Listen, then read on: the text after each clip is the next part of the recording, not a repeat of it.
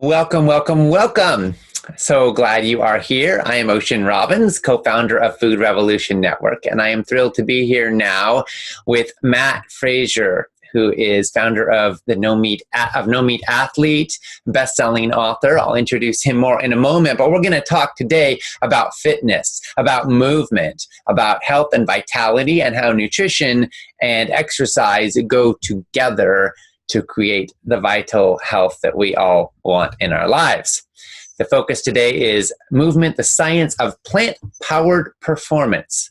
You know, the data's in. Exercise is good for you. People who exercise regularly can slash the risk of heart disease and Alzheimer's and type 2 diabetes and cancer, osteoporosis, obesity, depression, premature death, and pretty much every other major chronic disease known to humanity. And for almost everybody, pretty much the more the better. But it isn't always easy to get going. Gravity is a powerful force.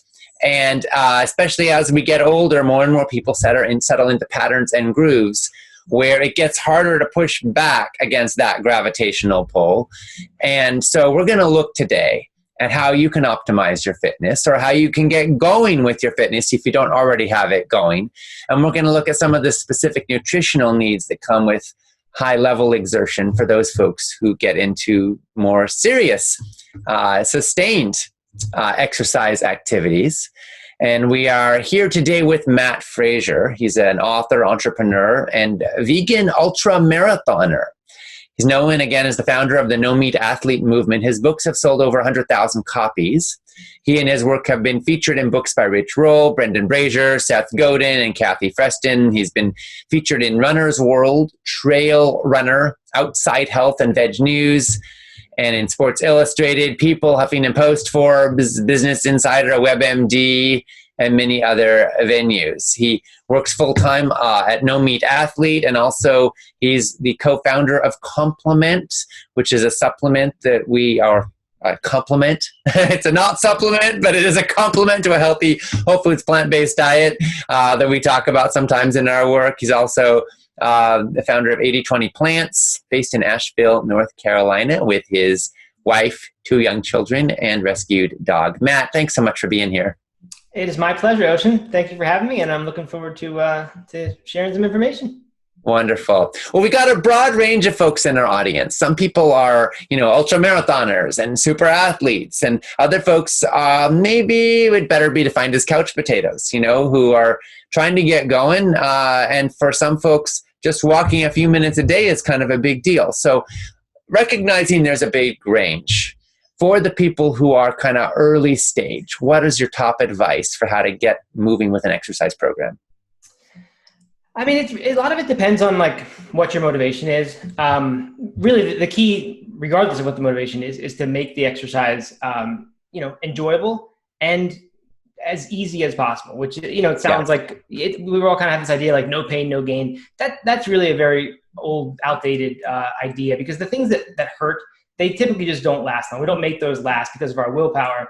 But even if you can make them last, really hurting yourself every day or a few times a week, it's just going to break your body down generally. So the main key is make it enjoyable.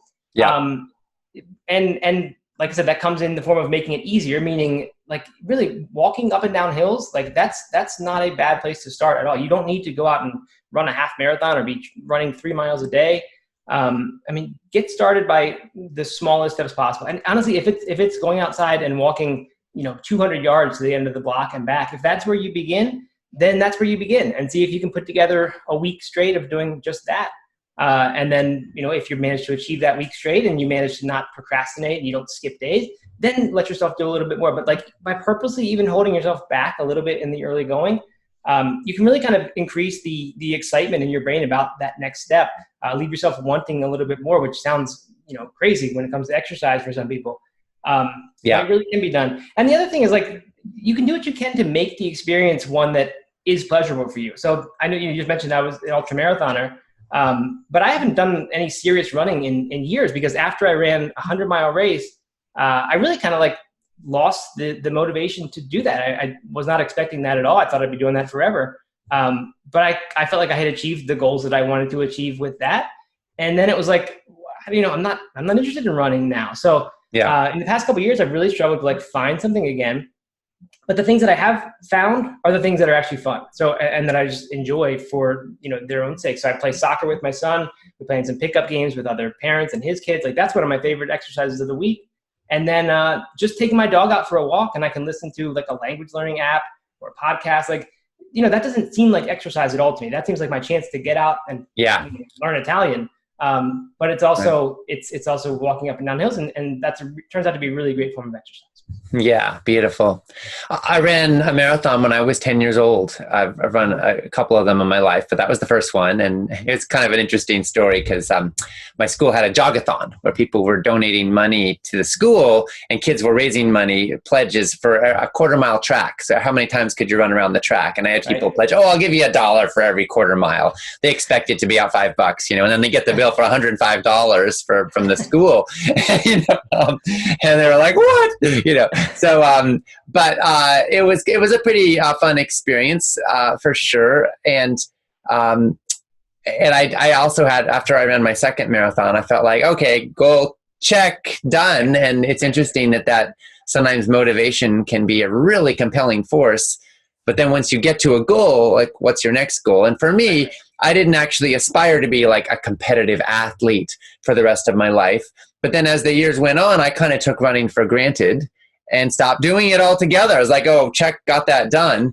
And then, a year or so ago, I decided to start getting back into it a little bit. And my legs were so creaky. I felt like I had aged 100 years. And literally, I could remember, all the breathing and all the rhythms I got into. And I used to feel like a gazelle. Of course, I weighed, 80 pounds at the time, right? And now I'm a little bigger.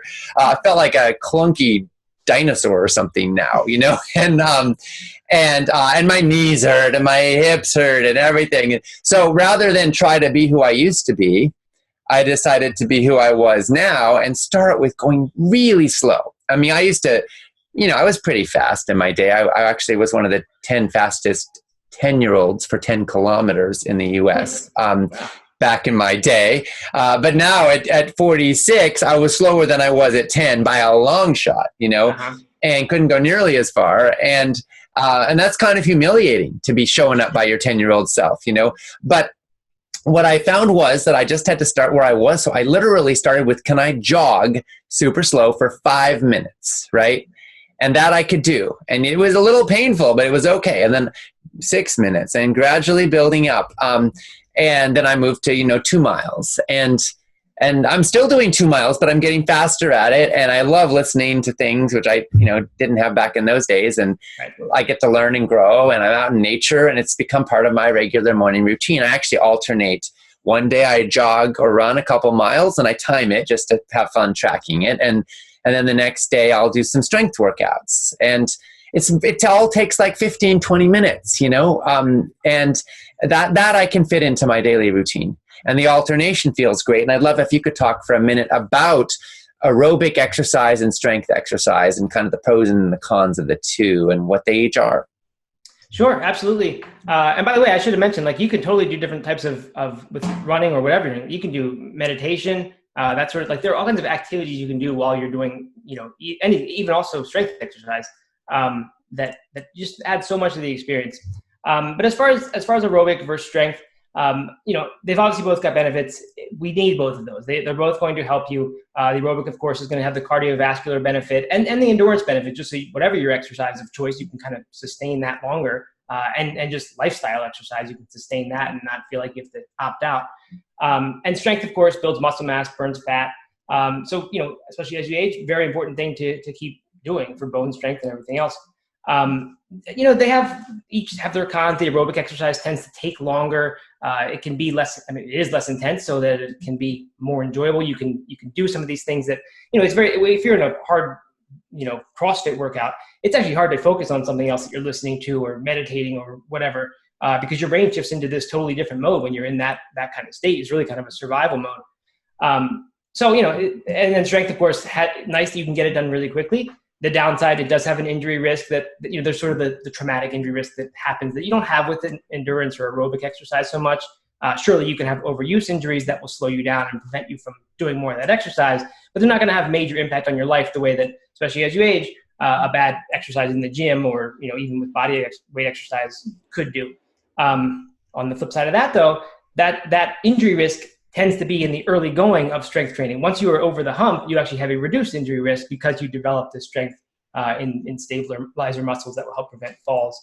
And just, overall strength is going to prevent you from rolling an ankle or getting injured. Yeah. So both have their benefits. Really, you should be doing both. For me, I think you can do what you just mentioned, alternate one with the other. That's a great way to do it. You also can get both from the same exercise. Like if you look at the blue zones, which is, I'm sure your audience knows a lot about these pockets of the world where people live to be, at very high rates, live to be 100 years old or, even older. The exercise that they often do, it's not them, they don't go to the gym and then get on the Stairmaster, which I always think is the funniest thing when we in our culture will go to a gym, take an elevator up to the 10th floor, and then start climbing stairs once we're in the gym. Instead of doing that more functional, actually walking to the gym. But, in the blue zones, it's oftentimes they're in hilly kind of terrains. They do a lot of gardening, outdoor activity. So a lot of their exercise, it's just part of the lifestyle. Yes. And they can get the aerobic, they can get the strength just as part of the daily day-to-day thing. They don't alternate one day with the other or go somewhere for a specific purpose. It's just part of it. And so I think that's probably the best way. If you can find ways, you've got to, obviously the more fit you are, the more athletic you are, you'll have to work to make intense exercise part of your lifestyle, because it's not easy to work in very hard, intense workouts. But I think just anywhere along that spectrum, I think the more you can do with body weight, generally going to be better than going and trying to lift 300-400 pounds in the gym. It just, as you age, that injury risk-free becomes much less worth it. So anyway, I think as much as you can, you want to balance between those two. You do want both the aerobic and the strength components. And as much as possible, if you can get it from your lifestyle, so it doesn't even feel like you're going to do exercise, that's the best of both worlds. Yeah, absolutely. And just to be clear, aerobic is air, right? Air-based or air. I don't know what the exact word means, but with oxygen, I believe. With oxygen, yeah. Mm-hmm. So at a certain level, you could think of it this way: that aerobic activity is like things that get you breathing fast, basically, and for a sustained period of time. And those things are when your breathing is also synced to your cardiovascular system. So it means that your heart's pumping faster, blood's moving faster, and it's how you clean things out. It's how you get things moving. You open up your capillaries, your body becomes more alive, and that movement is really good for cardiovascular health, for fighting asthma, for overall aliveness in your body. And then strength building is about structure. It's about building your frame. It's good for your bones, it's good for your muscles, and it builds mass in a healthy way. And Matt, is it true that people with more muscles are going to metabolize food differently and are going to burn fat more rapidly when they eat it? So essentially they can eat more food without gaining weight when they have more muscle? Yeah, I mean, it takes more calories to support that muscle, of course. There's a whole lot of, I don't want to say just misinformation, but I'd say conflicting information about these ideas. Anything about when you put food in the body and how it's handled. There's so much theory about how it works, and then you've got all these individuals who report different things about how it actually works for their specific body. So much of that stuff, you have to really just, I think, take some of it with a grain of salt. But I think in general, as a principle, that's true, right? The more muscle you have on your frame, the more calories can be required to sustain that muscle. And therefore, the more you can manage to eat. Plus, to build that muscle, you're putting in the exercise and burning calories in the process. And so it will feel like you can eat more and enjoy more food if you have some more muscle that you're supporting with that food. Yeah. There are some people who are underweight, they're not as substantive as they would like to be. Mm-hmm. And it's not the norm in our society, but a lot of healthy eaters have that challenge because they're not getting all the excess of junk food that tends to encourage overeating. And so for folks who are wanting to build mass, muscle is the best kind of mass, right? I mean, you may want to add a little bit of fat to your bones as well, but ultimately, most of all, you want to add muscle if you really want to expand your vitality. Would you agree? And any thoughts on specifically how does someone bulk up if that's one of their goals? Sure, I definitely agree with that. I don't think there are too many situations where just putting on fat for the sake of weighing more is a good idea. I mean, in almost no case is that the case, unless it's like a malnutrition sort of situation. So adding muscle is definitely the goal when you're trying to do that. Totally get what you're saying about the trouble, especially with the plant-based diet, and one that's a whole food plant-based diet, even more so. To get enough calories is tough. Like I know I've come across a lot of runners and athletes who say like, well, I switched to a plant-based diet, but then after a month I couldn't keep up the energy and I was losing weight. And like a big part of the reason that happens is because when someone starts eating more plant foods, the caloric density of plants is so much less than meat, meaning in the same amount of space the food that fills up your stomach, you might be having 30% less calories if you just remove the meat and dairy from your plate and replaced it with potatoes or salad or whatever. So one of the things that you can do is eat more when you go plant-based. If you want to keep the calories up, that is, eating more frequently tends for me to be easier than eating more and stuffing myself at a meal. So when I go through periods where I'm trying to put on weight, and I've definitely been through my share of periods where I'm feeling like, man, I'm a little bit too thin now, and I want to bulk up a little bit. The easiest way for me to do that is add a meal to the beginning. So instead of waiting till 10 or 11 a.m. to eat like I might normally, I'll just add another meal as soon as I get up at 7:30. Some kind of plant-based cereal or something like that, and it's easy to add 400 or 500 calories to your diet just by expanding the window when you're eating. Now, this goes against some of the other eating philosophies, the intermittent fasting, which is a very valuable thing, or time-restricted eating. Of course, doesn't comply with that. But if the goal is get more calories, you can work something like that. You can work in a late night kind of thing. You can work in a tablespoon of nut butter or just a handful of nuts at some point in the day. There are little spots where you can easily add, between 200 and 500 calories to your diet. And that typically is going to be what it takes to do it. And in general, like just choosing the calorically dense food, thinking about caloric density when you eat. If you eat all lettuce, you can feel full on lettuce eventually without actually almost putting any calories in your system. Right. Whereas if you eat nothing but nut butter, or in a much more extreme case, olive oil, that takes up very little space for the amount of calories it's providing you. So if you tend to choose foods, especially whole foods, because that's going to be better for your health, but choose the ones that are calorically dense. These are things like nuts. To some extent, beans and grains have some caloric density to them compared to really watery vegetables. So it's really about caloric density, and that's a topic that could have its entire own conversation. So just check that out. Look up caloric density chart, and you can kind of see how that goes. And that's a really good strategy for putting on weight. Thank you. And just to give some numbers to add some weight to your commentary, a pound of kale has 227 calories. A pound of beef has 1,127 calories. A pound of oil has 4,000 calories. So there's a pretty big span there. And yet, how full will you feel? Obviously, no one's going to go and eat a pound of oil, but you get the point that, that pound of kale will definitely add some bulk and mass to your body. And in fact, a pound of kale is going to take up more space than a pound of oil or a pound of beef, like significantly more, because not only is it higher in water, it's also higher in air. So this is you're talking about a pretty big mass. It's like several bunches of kale to get 1 pound, potentially. So this is something to keep in mind as far as volume. If you're eating more plants, you need to eat a lot more volume, which is good news for some folks who like to eat, especially if you can find ways that you enjoy eating those foods. But you do need more, and as Matt's mentioning, nuts and seeds are very calorically dense. So if that's something you're going for, then those are good resources for sure. Matt, let's talk a little bit about eating before exercise. And for folks who are going to be, doing a longer trek, let's say they're going on a big hike or running for a while or doing anything that's going to last, at what point do you want to eat, say 2 or 3 hours beforehand versus exercising first thing in the morning, maybe on an empty stomach? What are the pros and cons there? Yeah. So again, there are lots of pros and cons to each. There's not one right way to do this.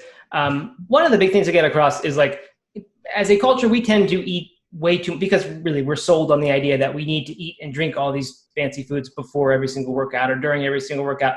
And you really don't. And in many cases, it actually can be counterproductive to your workout goals. So when you see someone who does a half-hour treadmill, thing 4 times a week, or a brisk walk, or even some weightlifting, and you see them the whole time drinking this 32-ounce Gatorade bottle. If the goal is burn more calories than you're putting in, that whole experience may actually be actually a positive calorie experience. You may actually be putting in more than you're losing if you're drinking a ton of Gatorade during your workout or before it. So like, you don't need to eat or even necessarily drink very much or more than you otherwise would from sheer hunger and thirst for a workout that's less than, I'd say, an hour or so. It really not that big of a concern. If it's super high intensity exercise and it's 30 or 45 minutes and you're sweating a lot and you're breaking down muscles, then it's possible that you will want something before that. But if it's just kind of your easy run on the treadmill or your little bit of stair climbing or something, you don't necessarily need to eat. So you don't have to. If you try to go for the first thing in the morning where you're not eating anything, your workouts, the quality of the workout you're going to be able to get is not going to be quite what it would be if you had a little bit more glycogen that was available for your muscles to use. But you're going to get some benefits. Fat burning tends to happen better when you work out. So when you're talking about aerobic exercise, that'll tend to happen better. The fat burning when you have not eaten very close to the workout, because your body will tend to favor fat as its fuel source rather than glycogen that's readily available. And that's a good thing. For someone who wants to lose fat, that's a good thing. And for someone who's interested in, training their body to be able to go for a very, very long period at a low intensity, like an ultramarathoner, if you can get away from the idea that you need to keep, having your body constantly refilling it with sugar so that it can use it, and instead use the fat, which, fat, we have many, many, many hours of energy worth of fat stored on us, even someone who's pretty slender. So it's a kind of a better fuel source for a low intensity, long distance event. So, that kind of carbohydrate depleted workouts, they can be good in that way. But just for like a general all around population, let's say you're a runner and you're starting to get up into that 6-8 mile range and getting serious about it. Maybe you're thinking about a half marathon and you're, able to run for an hour and a half. I think you should put something in your body before you work out. I think the simplest way to do it, really, it depends. You can do it, eat 2-3 hours ahead of your workout if you want, or you can eat 25 minutes before your workout. It doesn't really matter that much. What matters is that you choose the right food for that window you have. A lot of people make the mistake of eating a meal, even like a pasta meal, which they'll think of as carbohydrate loading or something. And they'll do that an hour or even 2 hours before your workout. That food just doesn't have time to digest and get into your bloodstream and become available for use until 6 or 8 or 10 hours after that. Yeah. So that's not a good choice. If you're really close to a workout, let's say you've got half hour or 20 minutes to go, a couple Medjool dates would be a really, really great, very, very quick digesting carbohydrate. They have a lot of glucose in them, which really from the moment you put them in your mouth starts becoming, starts going into your system, starts absorbing into your body. So dates are a really great choice. If you drink fruit juice, not necessarily as whole a food as a date would be, or even a whole fruit like a banana would work as well. But fruit juice can also, because it doesn't have the fiber in it, that can also get more quickly into your stream. So as kind of a last resort, if you've only got 30 minutes and you want to get that extra glycogen top off for your workout, then something like fruit juice works well too. That also gets in pretty quickly. If you've thought ahead and you've got 2 hours till your workout's going to be happening, then you can start to eat foods that are somewhat more, a little bit more fibrous and a little longer to digest, like a smoothie, for example, made from all whole fruits instead of just the juice. Any other kind of fruits, things like rices. If it's a really serious workout, you might even do like the white rice, the more refined carbohydrate, to limit some of that fiber. But like grains and things like that, they'll work usually 2 to 4 hours before your workout. So for me, that's kind of what the shift is. Once you get down to that 2 hour window and you're looking at half hour or something, that's when it shifts entirely to fruit and fruit juice as the source, the only one that will really be helpful with that amount of time. Yeah. And certainly trying to do any serious aerobic exercise on a full stomach is a recipe for cramps, which is no fun at all. Yeah. Your body is like, hey, I can't be in two places at once. It takes a lot of energy to digest food, and your body doesn't have the energy to do both things. So it will favor the immediate physical activity over the digestion, and then your stomach will say, ouch, I don't have what I need to do my job. So let's talk about hydration for a minute. What about drinking water? What is your beverage of choice when you're exercising? Obviously more significant with aerobic activity than strength building, because with aerobic, you're exerting and you're probably sweating. And by the way, we think of sweat as droplets that accumulate on our body or getting wet, but you're sweating all the time. You're releasing moisture into the air all the time, and most of it you don't even know is there. It's just going out. And So you can sweat quite a bit even without accumulating moisture on the exterior of your body. But so Matt, how do you replenish? How do you prepare? Any tips on hydration? Well, one of the good things about if you eat a really good, mostly plant diet, and you're just in general a healthy eater, one of the good things is that your diet already has a lot of water in it just from the fresh fruits and vegetables that you're consuming. That's a big advantage over a lot of people who will show up to a workout, dehydrated without realizing that they are dehydrated. So, you already have an advantage there.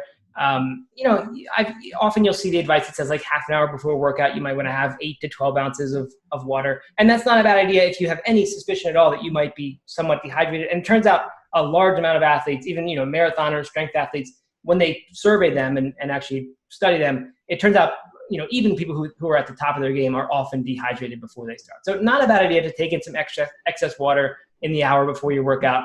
I've definitely run into problems where I'll have too much excess water and then 15 minutes into a marathon, I'll have to go to the bathroom. And it's like, well, that was a planning error on my part. So I don't tend to drink that much in the hour right before an important workout or race where I'm not going to have the opportunity to stop and go to the bathroom.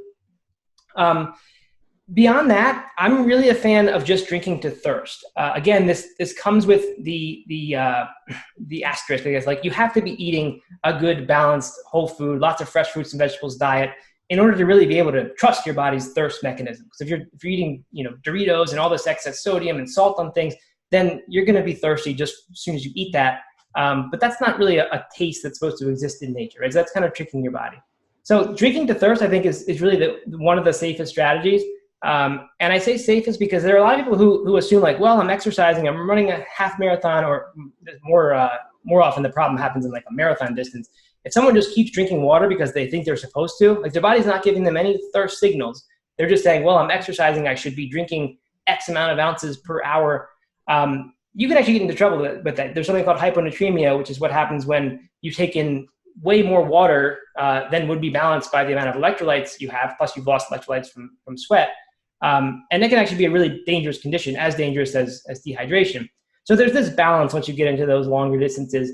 But drinking to thirst, drinking only when you are thirsty, and really thinking about, like, a lot of runners will carry water with them, and they'll just sip it like the way that if you're at a bar, you just keep drinking even if you're not thirsty. It's just, if you're holding a drink in your hand, you drink it. So a lot of runners will have a handheld drink, and they'll just keep drinking it. So they're not really even drinking to thirst unless you're very mindful about it. But when you do drink only when you are thirsty, I'd say erring on the side of more drinks than less, because you don't want to get dehydrated. If you do that, your body does a pretty good job of balancing its electrolytes. It can do a great job without you putting in a whole lot of extra salt or taking electrolyte tablets or anything like that. But in general, you'll read a study that shows like that or asserts that type of idea, and then you'll see all these different anecdotal people saying, yeah, but when I actually do have electrolytes during my runs, I just perform so much better, or I feel so much better, even when I'm drinking to thirst. So like there certainly is a place, and again, it's going to come down to the individual. But mixing in, a quarter teaspoon of good sea salt into your like 16 ounces of water or so, or any good sports drink is going to incorporate, electrolytes, which is typically sodium, potassium, and a few others. They'll be incorporated into the drink. So, if the workout's going to be more than an hour, beyond an hour and a half, then you should think somewhat about electrolytes. Still, I think you should just drink to thirst. But you don't want to be just drinking pure water and not taking in any electrolytes for those really long distance events. And electrolytes are also going to help you just endure and help your muscles keep firing and avoid cramps and all those things. So, I'm a big fan of water. There are definitely some targeted uses and reasons why a sports drink would be good when you just want to be taking in calories without the fiber. But in general, as a rule of thumb, I'd say mostly just drink when you're thirsty. Be mindful enough that you are thinking about, am I thirsty or not? If the event gets long, if the training or the event gets more than an hour and a half or two, then I would start making sure that you are taking in electrolytes along with your water. Thanks so much.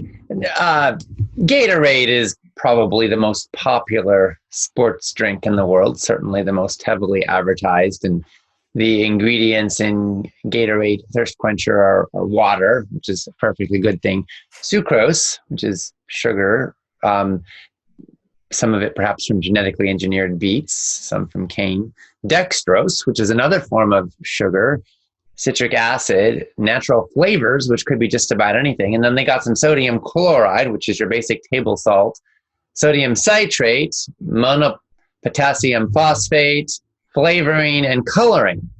So overall, when I hear that ingredient list, I'm not too impressed. Thinking that people are guzzling this down as a health drink doesn't strike me as terribly sensible. But what you're saying is that there is some value from the salt and the potassium. And we really ideally want a balance of salt and potassium in our diet. Most people are getting way too much salt and not nearly enough potassium in their diets in general. Coconut water, interestingly, has a pretty good amount of potassium, very high amount, not a lot of salt or sodium chloride. Do we need both? When you talk about electrolytes, is that really what you mean, is sodium chloride and potassium? And do we need both of them? Or for example, if someone drank coconut water, would that get them what they need because they're getting the potassium from that? Or conversely, if someone just had a bit of salt in their water, would that get them what they need? I honestly don't know 100% the answer to that, whether, one is suitable and the other is not. Typically, when you have electrolyte blends, or when you take an electrolyte, say tablet, and throw it in your water, which is probably going to be a healthier choice than the Gatorade in many cases, that's usually going to be some potassium and sodium. But I've seen plenty of recipes for home, like Datorade, they'll call it, which is dates blended with water and a little bit of salt in there, and it's just salt. And I think some of these sea salt type, that have other minerals and things in them might also have some small amounts of potassium and other things in it as well. But typically, I've seen many of those that have just say, add a quarter teaspoon of salt. And then your example with the coconut water, more potassium, that also works well. I've used that plenty of times as a sports drink and it works fine. So is there some ideal to having, the perfect balance of both of them during, not just in your diet, but during the specific training? I don't really know. I do know that either one of them, works fine in those two contexts, at least. Yeah, thanks. One thing that doesn't work so well, my dad and I were running a marathon together once, many years back, and we were running around a 3-mile loop. So we ran it, basically 9 times. And so we kept returning to the same spot. So we set ourselves up with a little station and we thought, okay, let's make a drink and let's give ourselves a little nourishment as well. So we used grape juice. And what's interesting was how terribly thick and syrupy it tasted, because our bodies wanted water mainly, and we didn't want to deal with it. It actually tasted horrible. I haven't liked grape juice since. And probably if it was like a quarter grape juice and 3/4 water, it would have been fine. But just a note that when you're exerting your body's interest in taking anything in that requires significant digestion is extremely low, because again, our bodies will focus on something else. And we didn't mention alternatives to Gatorade, like homemade. I mentioned Datorade very quickly, where people will just take some medjool dates, some water, blend it up, throw in a pinch of salt, and a high-speed blender will take care of that. That's still going to have the fiber from the date, so it's not quite like a sports drink per se, but it's pretty close, and it's now a whole food version. But an even simpler way, going off what you just mentioned, is to take 1 part fruit juice, 1 part water, so you are diluting the fruit juice even more, and then a pinch of salt in there. And that's just like a really quick and dirty, easy homemade sports drink that, compared to that ingredient list you just read from Gatorade, this is going to do the job of that. And for many things it will do better than that, because it's actual real food that you're putting in your body, and it's going to help you in different ways than Gatorade does. And also be something that's kind of sustainable and not the worst choice in the world to be drinking day in, day out, the way I would say that Gatorade is. We got a bunch of questions from Whole Life Club members, so let's see if we can get to some of them now. Great. Debbie said, I have just started Zumba online. I've been participating in bare feet on a thick yoga mat on my carpeted floor. Would it be better to wear shoes? I think probably not, especially if you've been doing barefoot and you're fine and you're kind of, because I mentioned earlier in this interview that, when you're starting a new exercise that requires strength, and taking off your shoes to do exercise does require strength of very small foot muscles and bones that we don't often work because we spend most of our lives walking around in shoes. So during those first, few weeks to couple months period when you're first going shoeless or going barefoot, and I'm speaking specifically with running, but I would imagine the same applies to Zumba. You're at a little bit higher risk of overtraining and getting little metatarsal stress fractures and things like that. But then once you're past that, you've developed the muscles in your feet, and now you're way better off. So I would say if you're over the hump and you're comfortable now with the barefoot version of Zumba, I would say stick with barefoot. If you start to develop any kind of foot issues, plantar fasciitis or anything, then that's going to be one of the first things to examine. But the fact that you're on a padded surface already, that tells me, you're already getting a little bit of padding under your feet, and that's a good thing. If it was bare feet on hardwood or bare feet right on asphalt or concrete, certainly that can get you into trouble, although there are people who make it work. But too much padding is just as bad as no padding. And there's some interesting, like a lot of, there was, I think it was the Olympics one year, or maybe it was just some world gymnastics competition. And they added thickness to all the mats, thinking that would protect the gymnast. And then what happened was all the gymnasts were getting injured because this added protection turns out to kind of short circuit your body's own ability to balance its weight and change things and adjust to the surface it's landing on. So like, you don't want too much padding. And so a shoe on top of a padded, may actually be more dangerous than going barefoot. So in general, go with barefoot. But it's going to take some amount of time to get there. So like when you're doing it with running, if you're trying to become a barefoot runner or a minimalist shoe runner, which I like better, a little bit of cushioning then between your foot and the road, is to kind of do it gradually. So like maybe just one of your runs each week you do in this close to barefoot fashion. And then after 2 weeks of that, start doing 2 runs a week. You want to just gradually like start with 10% of your mileage, 10% of your activity, and gradually increase from there. And really you're just giving your foot muscles the time to develop and get used to working when they spend so many years not wearing shoes. Here's a little tip too. If you spend any significant time at a desk or in a seated position, take off your shoes. Even if you wear socks, and then wiggle your toes every so often. You could even do it right now if you're watching, wherever you are, just wiggle your toes. And it's very hard to wiggle them in shoes because shoes kind of keep them locked. But if they wiggle and move around, it's good for your muscles. It's good for your skeletal structure in your feet, and keeps you more healthy. And obviously, when you're barefoot and moving and exercising, and there's a lot of movement going on in the feet, which in the long term can be healthy. Of course, some people have injuries of different kinds in their feet or sore spots, and obviously, if that's happening, then maybe you do need some extra soft protection for your comfort and well-being. But even so, make sure you get some time shoeless so that your toes can move, and you can walk barefoot in grass or on the beach or other places where you get that kind of tactile movement. Very, very healthy for your foot skeletal structure. Now we want to talk about protein. Martha asked, how much processed plant-based protein do you consume? How many energy bars and soy isolate do you use every day? And kind of more broadly, let's talk protein. We hear numbers around protein needs, and we know the average American gets twice as much as they need. We actually know that, according to research from Dr. Walter Longo at University of Southern California, excess protein consumption is killing far more people than inadequate protein consumption. In fact, it's more dangerous to eat a high-protein diet in terms of life expectancy than it is to smoke cigarettes.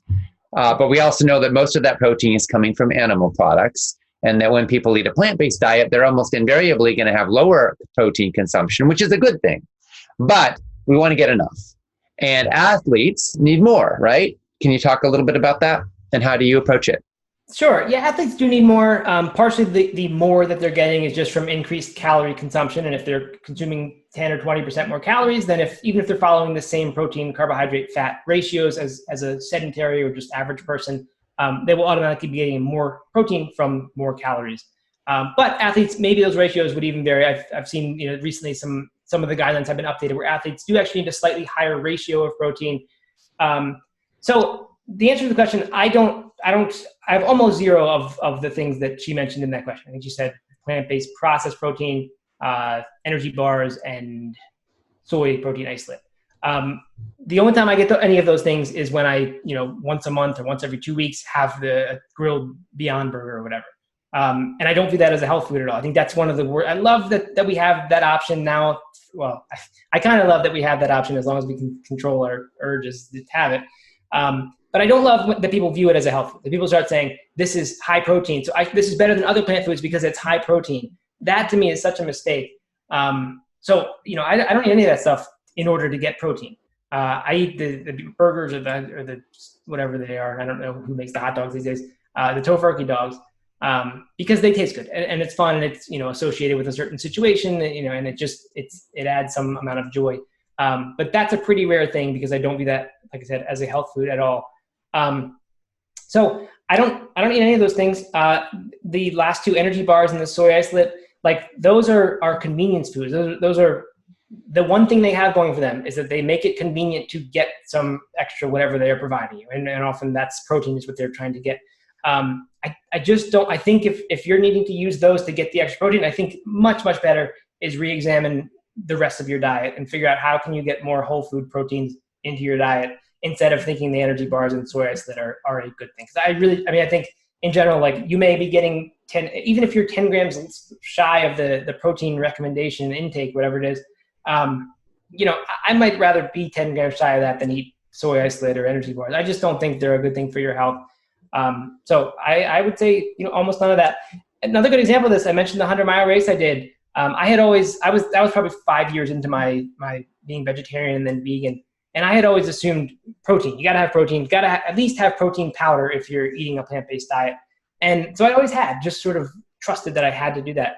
And then for some reason, when I was running that training for the 100-mile race, and that required doing a 50-mile race and a 30-mile race, like in the 8 or 10 weeks leading up to it, plus 70 miles a week or something of just regular running, I ran out of protein powder like 2 or 3 months before that race, before the 100-miler. And for whatever reason, I don't know if I was just feeling strong or loving how much, because I was really craving whole foods and eating tons of beans and nuts and grains and fruits and vegetables. For whatever reason, I just didn't buy more protein powder. And I was like, you know what, I'm good. I'm just going to do this 20-mile run this weekend, and then, I'll get it next weekend. And I just ended up never getting more. I never needed more. It was fine. So even at these sort of ultra distance extremes, I consider them sports, you don't need to supplement with protein. There are some people as they age, may want more protein than you can get from a whole food plant-based diet, or that you can conveniently get. And in that case, a protein supplement that's minimally processed, sure, that can make sense. But in general, I think people think too much about this. I would just, if you eat whole plant foods and you get a variety of them, your protein is pretty much going to take care of itself. There are certain amino acids, lysine, leucine, that are a little bit tougher to get on plant-based diets. And if you focus on those specific foods, flax seeds are a good one, and some other, it's worth thinking maybe about that nuance. But this protein craze we have, just getting more protein, it's really is crazy. And I think it's one of the things that we need to change. Yeah, thank you. As people age, their protein needs do go up a little bit. Mm-hmm. And so that's something that does factor in a little bit for folks, especially because older people, especially more sedentary older people, tend to eat less. So if caloric consumption goes down and protein needs go up, then it can become a bit more of a concern. We actually wrote an article about protein that goes into all this in great depth. So if you go to foodrevolution.org/protein, you can find out all about it and learn more about protein and what this research really says and what are the top protein-rich plant-based foods and how much do you need. And Matt, you actually also, just so that you could have that reassurance as a dad, I know you went ahead and created a protein complement, I guess we could say, to a whole foods plant-based diet that for your family initially. And one of the things you learned as you were looking at protein powders, because you wanted to just top off a little bit, not because you really knew it was needed, but because you wanted that peace of mind to know that that base was covered for your family. One of the things you learned was that a lot of the protein powders on the market are contaminated with heavy metals. And there was an expose done on that. I think it was Consumer Reports tested a bunch of them, and it was scary stuff. And the vegan ones were even the worst, and organic ones were no exception. And you all wanted to create a protein powder that was pure and clean and compliant with California's Proposition 65 nationwide and worldwide, not just in California. So, anything you learned in that journey that you'd like to share? I mean, a lot of it's what you just said. We were appalled at what is in many of these protein supplements, which, like I said, they do have that place. They can be the reassurance for someone who's aging. In my case, I want to do it for my kids' sake because they're kids and they're picky eaters and they're not eating the huge plate full of beans that I will often eat on top of a salad, with nuts on top. They're not. That's not the foods they're often choosing. And I don't want to give them the Beyond Burgers or the soy hot dogs. I don't want that to be their everyday food. So for me, putting this into a smoothie, because they love smoothies, that was the easy way to get them the protein. And that's why I developed this. We learned a lot of things. And we learned also that a lot of people will kind of hide what's actually in their protein powder behind a proprietary blend where they won't really tell you what proteins are in there. And there's a lot that goes into why they wouldn't tell you, and that allows them to change it in every batch, basically change the ratios based on what might be the cheapest at the time. So we just realized how non-transparent the industry was, and how much stuff, again, like kind of going back to the energy bars and the soy isolate, like a lot of people think they're doing their body a good like they're buying these things just to make their body healthier, when it is probably doing the opposite. So really, that's what we learned. It's like there's a whole lot of that going on, and we wanted to be like a completely transparent, Proposition 65 compliant plant-based protein. So we tell right on the front of our package tells you exactly the proteins that are in that batch, and so far it's always been the exact same, hasn't changed yet.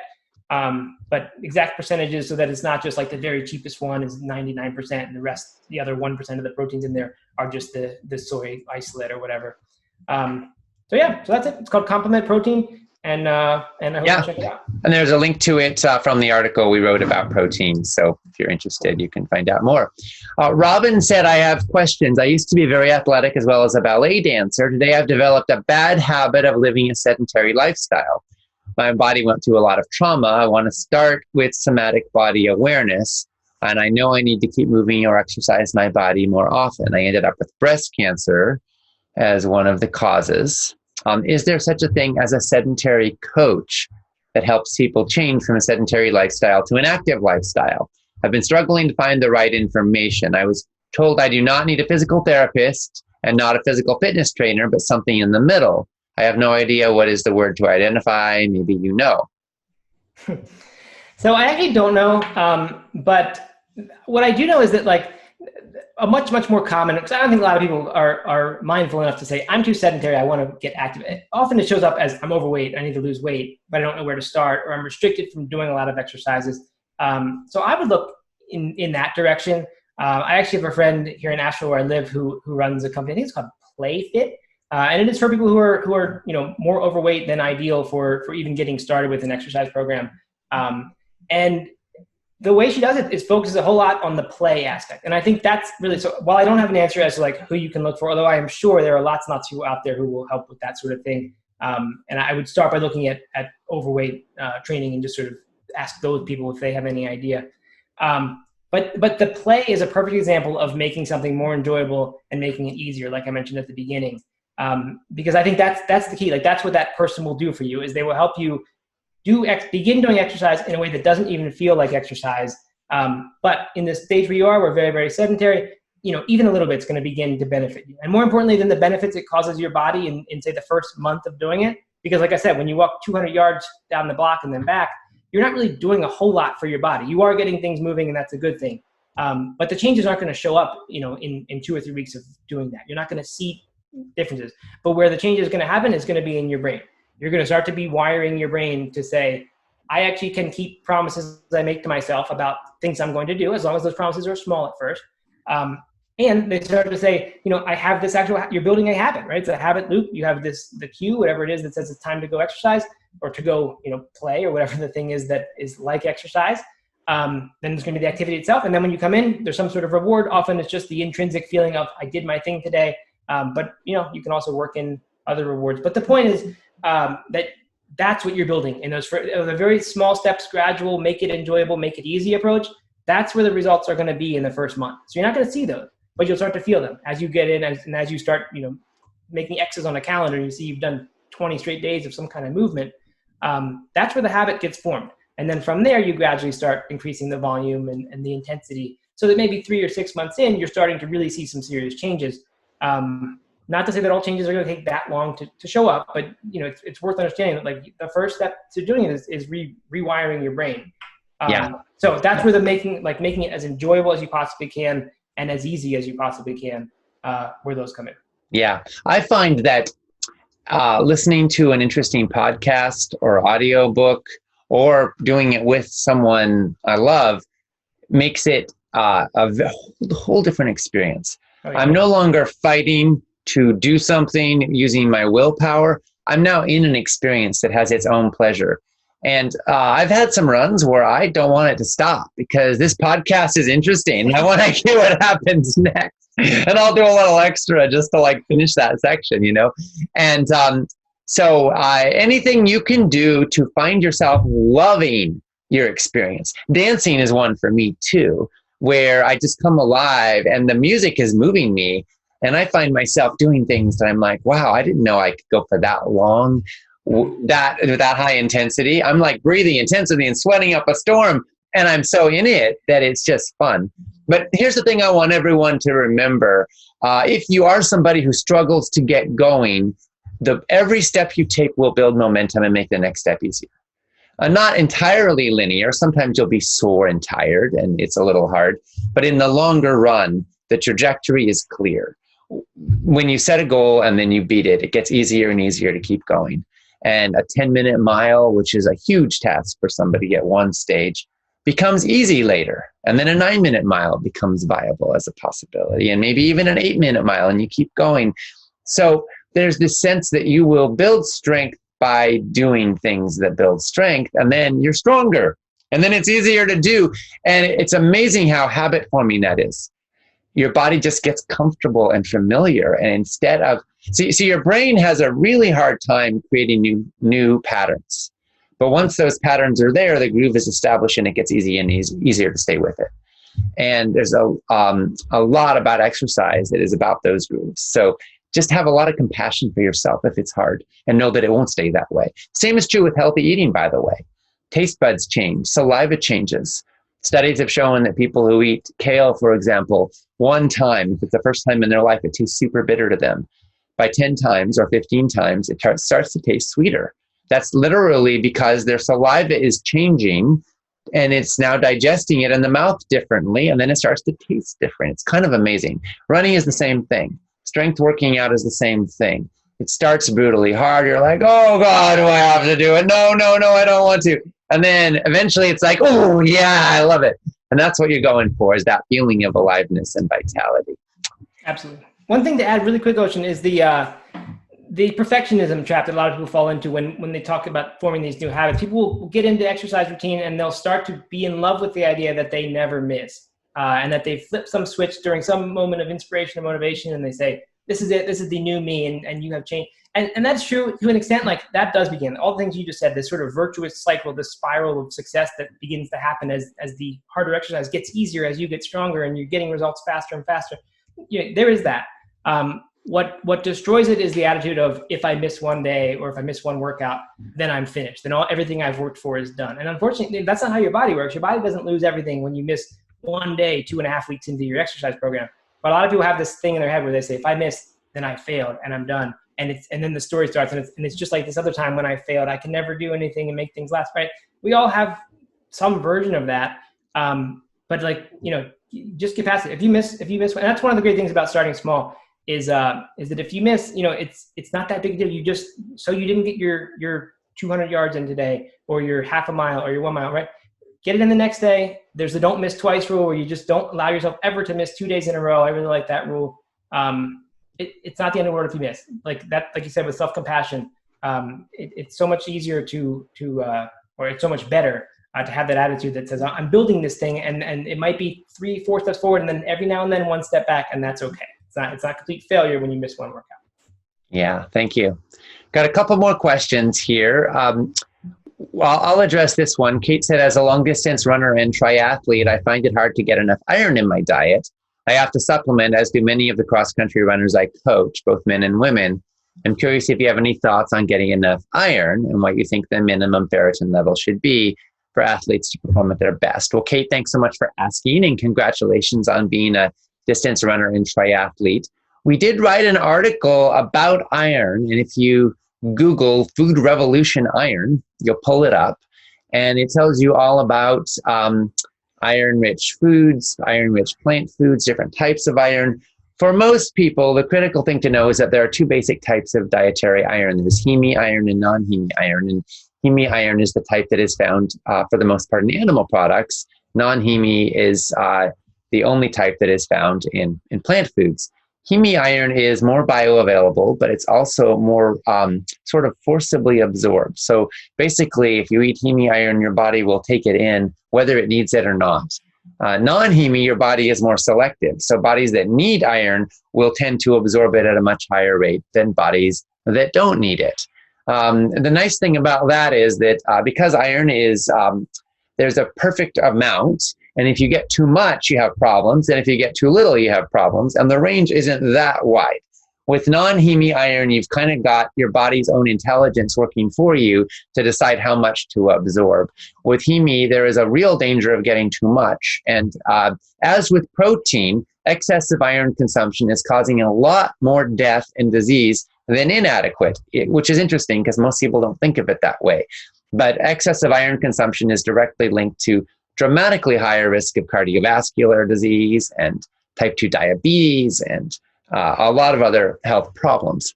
So you want to avoid excessive iron in your bloodstream. One of the benefits that women have in many cases from menstruation, by the way, is that they're releasing iron every month, bringing their blood iron levels down. And this is thought to be one of the possible reasons why women tend to outlive men by 5 to 7 years, because they're not getting too much iron. All that said, you do need enough. And people who aren't eating the meat products are going to have not have the heme iron, and potentially can have lower iron levels, and potentially that can be an issue. So in our blog article, we talk all about that, and we talk about the most iron-rich plant foods and where to get them and what the optimal blood levels are and all of that. So I won't bore you with all the details, but again, Google Food Revolution iron and learn all about it. We heard from Karen, who said, I've always benefited greatly from exercise, but at the age of 68, I find it challenging to exercise without exhausting myself. What advice can you give to us aging athletes? So I like this question because it's a chance to say again the things we've been saying this whole time, which is that lowering the intensity is often the key. I don't think there are many specific to elderly or aging people tips that suddenly make exercise easier. There are, hacks that, and if you do find a hack like that, you should probably be suspicious of it. I think in general, if you're finding it hard to if you're fatiguing too easily, then lower the intensity of your exercise. Ocean, as you mentioned earlier, you've been running recently and you've been slowing way down. That's one of the things people who think they hate running. Like I thought I hated running my entire childhood because the only experience I had running other than in sports was in the gym class mile run when, nobody was a runner, nobody trained. It was just go out this one day and race a mile. And whoever's the slowest is going to get made fun of by the rest of the class. And you're going to get a low or high, whatever the percentage of the president's fitness test was. And so like people think they hate running. What people hate or what they don't enjoy the feeling of is pushing their body as hard as it can go when they haven't really trained themselves to do that. So like it's still not fun. I've done a ton of marathons and ultra marathons. To do a 5K run where you're really going as hard as you can for 20 minutes or whatever it takes, that's way more painful to me than a marathon. Much, much more. Because it's in that state we mentioned earlier where it's like the fight or flight response is engaged and you're in this sugar burning mode and your body's stressed and you can't think about anything but when do I get to be done running? That's an entirely different mindset than the one we talked about earlier where you're kind of meditative, you're listening, maybe you're even absorbing information better than you might otherwise because you're in this sort of zoned out, spaced out state. That's what the joy of movement and running is. Certainly there are short bursts and those short bursts, believe it or not, can start to feel good. The 100-meter sprint or even the mile long, like if you're going in a long run and you do a mile that's even harder than all the easy miles around it, that can feel good in a way. But it doesn't feel good when you're pushing your body past its limit. And for so many people, the easy runs are not easy enough. So many runners who will do, they'll think they're doing a hard workout one day, which is good. They do their hard thing. And then they think they're recovering every day in between that with an easy run. Their easy run's too hard. If you can't carry on a conversation while you really not just a sentence or two, but like carry on a conversation with someone without it being disrupted by pauses for breathing, then you're exercising too hard to be in the aerobic exercise state. You're going at a harder pace than you really could sustain. And that's allowing your body to recover and stay in this really, honestly, a very relaxed state of movement. So I would say that's the key. Like really just lower the intensity. Don't be embarrassed about it. Just go slower with whatever it is you're doing or go with less resistance or whatever. Make it easier so that you can do it for longer. And I think that type of exercise, especially as you get older, I think that's more approaching the ideal that I mentioned earlier, that kind of blue zones idea where like our whole day is full of this moderately higher intensity than just sitting there exercise. So that long, very low intensity exercise, I think that's really great. And the way you get there is lower the intensity of your exercise. Yeah, thank you. I want to speak a word on behalf of bicycling as well. I think that you talked earlier about the blue zones and how exercise is woven into the fabric of everyday life.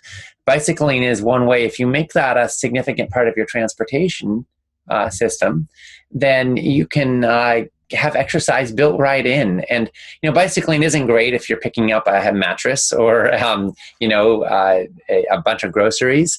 But for just moving yourself around for local things, it can be a great way to move. And for me, I find that I am much happier when I bike somewhere than when I drive there, because I have fresh air blowing through me. I'm moving. It's a much more fun experience. Obviously, the weather has to be appropriate, but I love that. And I actually got an electric assist bike that just makes it easier. And what that does is it makes me faster. So I don't cheat and just sort of drive with electric power.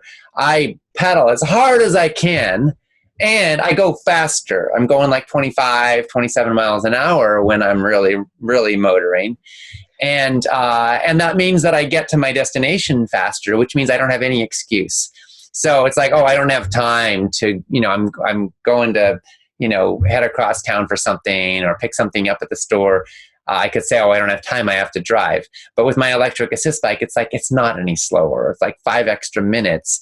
So now I just have to get off my butt and do it. And it's really fun. So that's a lovely thing to consider building into your life, either a regular bike or some kind of an electric assist bike, just to make it easier. And also the nice thing with electric assist is it can be easier if that's a challenge for you and you don't want to pedal as hard as you can, but you still want to get a little bit of movement and a little bit of fresh air going through your body. So Matt, thank you so much. Wonderful chatting with you. Great ideas. Any final words here as we wrap up this time together?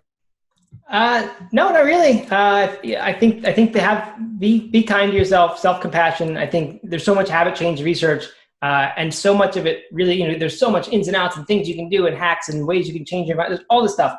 But what it really comes down to me is being kind to yourself and having faith that you can do whatever the changes you're trying to make. If you have those two things, I think, you're at a huge advantage over someone who doesn't, or really over your former self who's tried to change so many times and failed because you didn't do those two things. And that's how my story is, and so many other people. So good luck, keep eating plants, and thank you, Ocean. Really appreciate the time.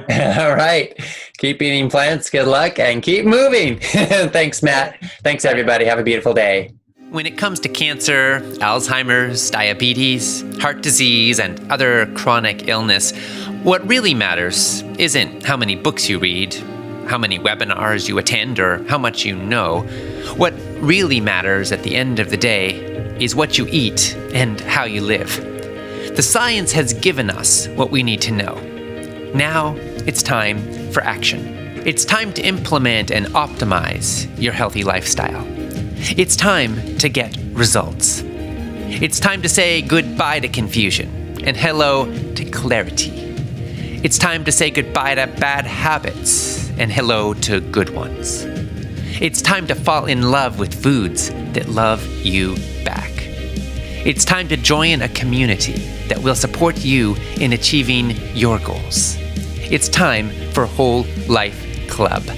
Click the link to find out more and to join in now.